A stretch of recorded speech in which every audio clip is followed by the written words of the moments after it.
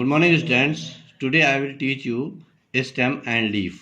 First of all, I am taking stem. सबसे पहले हम तना के बारे में पढ़ते हैं। पौधे के वायवीय अंग जैसे कि तना, शाखाएं, पत्तियां, फल, फूल, ये सामूहिक रूप से प्ररोह सूट इनको बोला जाता है, जो कि प्लूम्यूल से जो है निकलते हैं। और ये सबसे महत्वपूर्ण भाग होता है तना। ये मेन एक्सिस बनाता है पौधे का और गुरुत्वाकर्षण के विपरीत गति करता है। ये पौधा है, पृथ्वी से ऊपर का जो भाग है उसमें ये पत्तियां, तना, पत्तियां, इसमें फूल, फल इत्यादि लगते हैं। ये वाला जो भाग कहलाता है, एक नोड से बीच में जो ये होते हैं इनको नोड बोला जाता है, पर्व संधि इनको बोलते हैं। और उनके बीच का जो ये एक्सिस होता है, दो पर्व संधियों का नोड्स के बीच का जो स्पेस होता है उसको इंटरनोड या पर्व उसको बोला जाता है। अब सबसे पहले हम देखते हैं तनों का स्वभाव, नेचर ऑफ स्टेम। इसमें जो है पहला है शाकीय, हर्वेशियस होते हैं। ये जो तने होते हैं कोमल होते हैं, जैसे गेहूं, बाजरा इत्यादि में। दूसरा प्रकार है काष्ठीय, उडी बोला जाता है उसको, जिसके अंतर्गत झाड़ी, श्रब, गुलाब, तुलसी इत्यादि आते हैं। और वृक्ष आते हैं, ट्रीज आते हैं, जिसमें कि बड़े बड़े तने आते हैं। जैसे इसके अलग अलग प्रकार है। एक को बोला जाता है कलम, जो कि तना अशाखित होता है, पर्व उसके खोखले होते हैं जैसे बांस, इसको कलम जो है बोला जाता है। और इसकी पर्व संधियाँ जो है वो ठोस होती है। दूसरा है पुच्छी, कॉर्डेक्स इसको बोला जाता है। ये तना अशाखित होता है, लंबा होता है, पर्णधारों के रूप में होता है। तने के शीर्ष भाग पर पत्तियों का एक प्रकार से मुकुट जो है लगा रहता है, पल्म ट्रीज, पाम ट्री जैसे होता है उसमें। तीसरा प्रकार है लिनाक्स, डेलिक्विसेंट इसको बोला जाता है। इसमें शाखाएं सभी दिशाओं में वृद्धि करती है, चारों गुंबद नुमा जो है इसकी आकृति बनती है, जैसे आम हो गया, नीम, पीपल। इसी प्रकार से चौथा प्रकार है बहिर्भेदी, एक्स करंट इसको बोला जाता है। इनका मुख्य तना वृद्धि करता है रहता है और शाखाएं नीचे ऊपर क्रमशः छोटी होती जाती है, जैसे यूकेलिप्टस हो गया, अशोक हो गया, इस प्रकार से। अब आते हैं हम तनों के रूपांतरण, मॉडिफिकेशंस ऑफ स्टेम्स। सबसे पहला है अर्धवायवीय रूपांतरण, सब एरियल मॉडिफिकेशन इसको बोला जाता है। और इसके 3 प्रकार है। जैसे एक बोला जाता है ऊपरी भूस्थारी, इसको रनर्स बोला जाता है। इसमें तना कमजोर और पतला होता है, जैसे दूब घास। दूब घास क्या करती है, जमीन के ऊपर आगे बढ़ती है, फिर उस पर जड़ें आ जाती है, और फिर वो आगे बढ़ती है और फिर उस पर जड़ें आती रहती है, या खट्टी बूटी, ऑक्जेलिस इसको बोला जाता है।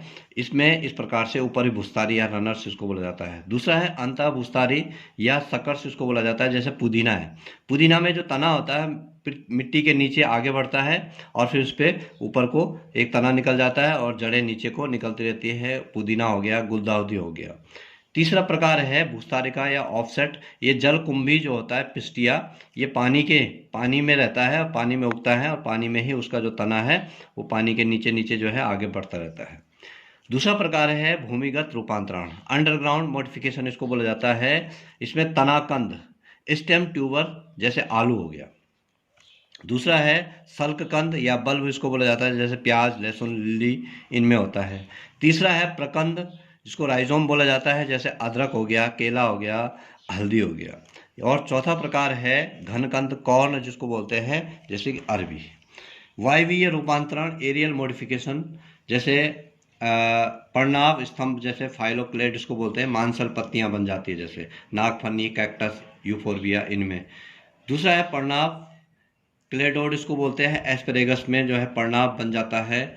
तीसरा है स्तंभीय तंतु या स्तंभ प्रतान, जो कि किसी सहारे, जैसे अंगूर की बेल में प्रतान बन जाती है, जो कि किसी सहारे से लिपट जाती है, वो जो है तने का जो है स्तंभीय तंतु या स्तंभ प्रतान रूपांतरण होता है।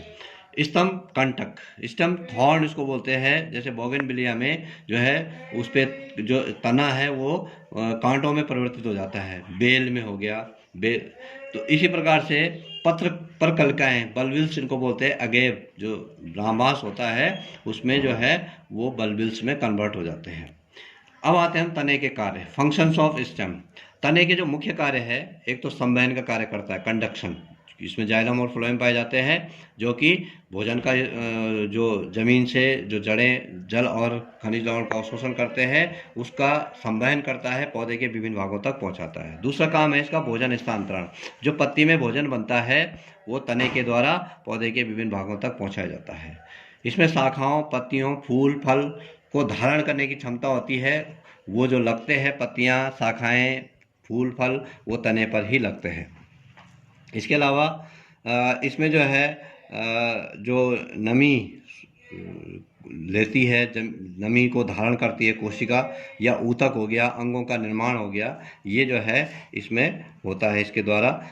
इसी प्रकार से द्वितीय कार्य होते हैं, सेकेंडरी और स्पेशल फंक्शन होते हैं। तना नित्यता, कंटिन्यूटी को बना रखता है, जैसे फर्ण अदरक में जो है स्तंभ जो खाद्य व जल संग्रहण का कार्य करता है। ये जो तना होता है, जैसे नागफनी का तना होता है ओपनसिया, उसमें खाद्य संरक्षण जो है बना रहता है, खाद्य जो है उसमें सुरक्षित रहता है, संग्रहण उसका रहता है। स्तंभ प्रतान के रूप में बना रहता है, जैसे जो कि किसी सहारे से लिपट कर और आगे बढ़ता है। मरुस्थलीय पौधों में स्तंभ कंटक थॉर्न में रूपांतरित हो जाता है, जिससे कि वाष्पोत्सर्जन की दर जो है कम हो जाती है। इसी प्रकार से खाद्य संग्रहण के लिए आलू, अरबी, जमीकंद हो गया, अदरक हो गया। तो ये जो है कुछ उदाहरण हैं इसके, जो कि इसके रूपांतर कार्य है, मुख्य कार्य। अब आते हैं हम पत्ती या लीफ। पर्ण या पत्ती पौधे का महत्वपूर्ण भाग होता है। ये सबसे इम्पोर्टेंट पार्ट होता है, क्योंकि इसमें जो है क्लोरोफिल पाया जाता है और ये फोटोसिंथेसिस की क्रिया करता है, प्रकाश संश्लेषण की क्रिया करता है और अपना भोजन बनाता है, जो कि संपूर्ण पौधे के काम आता है। पत्ती या पर्ण की जो संरचना होती है, प्रारूपिक पत्ती मुख्य रूप से उसमें 3 भाग होते हैं।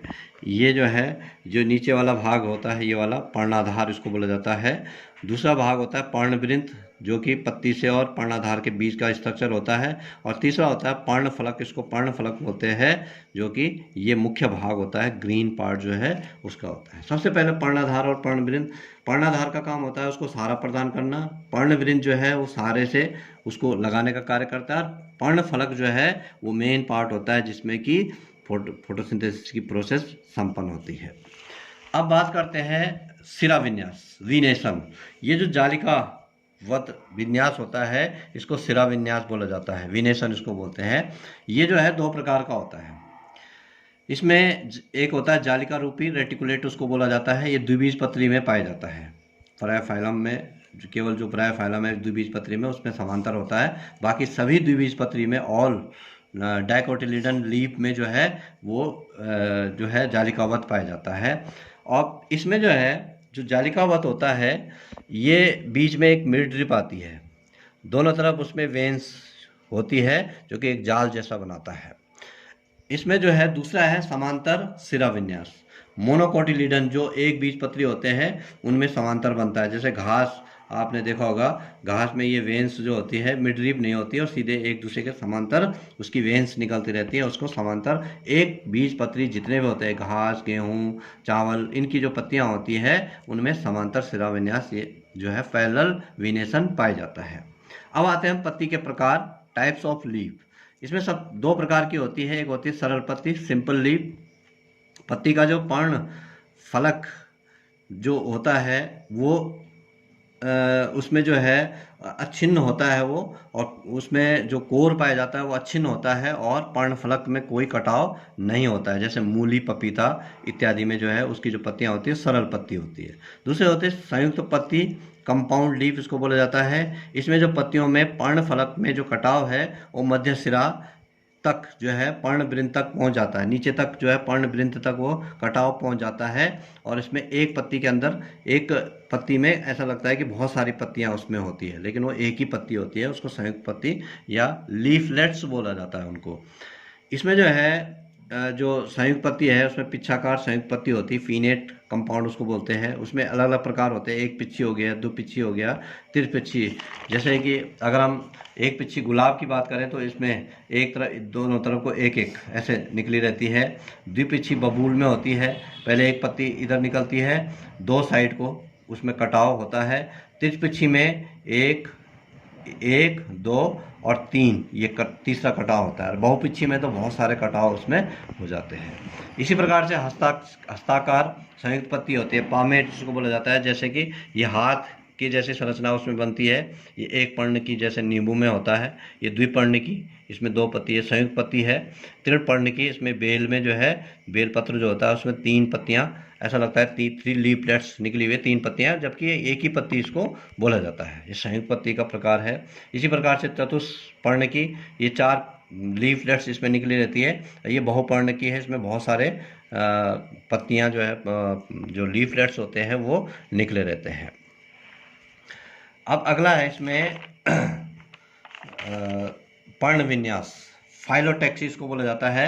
पौधे के तने व शाखाओं पर पत्तियां जो है एक विशेष क्रम में लगी रहती है। जो उनका लगने का जो क्रम होता है वो उसको जो है फाइलोटैक्सी बोला जाता है, पर्ण विन्यास उसको बोला जाता है। और वो पर्ण विन्यास जो है वो 3 प्रकार का होता है। एक एकांतर होता है, एक होता है सम्मुख अपोजिट, और दूसरा होता है भ्रमिया या चक्करदार उसको बोला जाता है, वर्ड जिसको बोलते हैं। अब जैसे हम एकांतर की बात करते हैं, एकांतर में एक पत्ती इधर लगती है तो दूसरी इस तरफ को, इस प्रकार से अल्टरनेट जो लीव्स होती है उसको एकांतर बोला जाता है। और सम्मुख में क्या होता है, यहीं से जो है दोनों तरफ को एक ही जगह से पत्ती निकली रहती है, इसको सम्मुख बोलते हैं।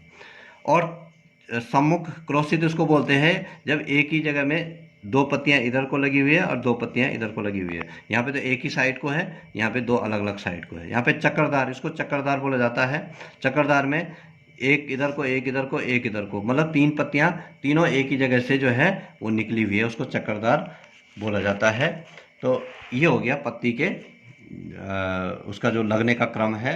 अगला है पत्ती के रूपांतरण, मॉडिफिकेशन ऑफ लीव इसको बोला जाता है। जैसे कि हम इससे पहले हमने पढ़ा था तने के रूपांतरण, जड़ के रूपांतरण।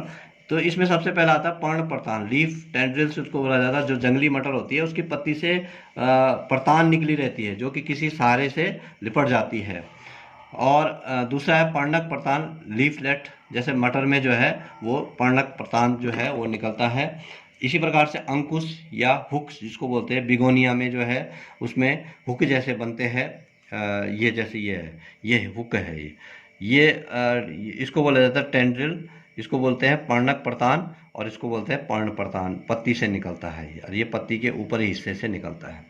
इसी प्रकार से पर्णशूल, पर्णशूल जो है इनमें पाया जाता है, ये इसको पर्णशूल बोलते हैं। जैसे नेफंथीज में हो गया, जो जैसे जो कीट भक्षी पौधे होते हैं इनमें लीड पाई जाती है, और ये जो है इसके अंदर कीट को ये बंद कर लेता है और उसको भक्षण कर लेता है। तो इस प्रकार से ये जो है पत्ती के रूपांतरण है।